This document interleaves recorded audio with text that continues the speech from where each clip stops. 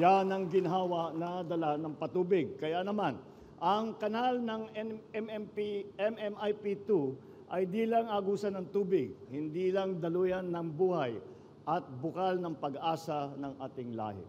Without water, there are no farms. Without farms, no food. No food, no life.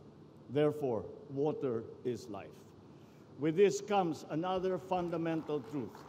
Without water security, we cannot have food security. Ang tubig ng irigasyon na ito ay hindi lang bubuhay sa ating pananim.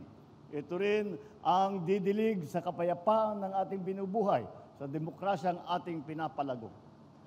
Ang patubig na ito ay hindi lang magpapalaki ng ani ng palay, mais at gulay.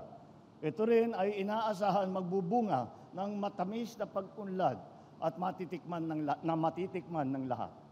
With this irrigation project, the land will become a fertile field of grain.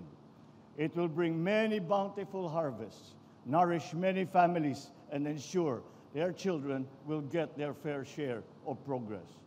It will put food on your plates so that people may share their blessings at the table of peace. This irrigation would water not only the crops that we grow, but the peace that we want to take root in this land. Because peace and freedom must be tended and watered as well. Only then can we be assured that it will flourish and bear fruit for all. So it is not only an agricultural project. It is a major infrastructure for peace and development as well. Kaya saludo ako sa lahat ng mga nagsikap upang agad na mabuksan at mapakinabangan ng ating mga kababayan ang MMIP2.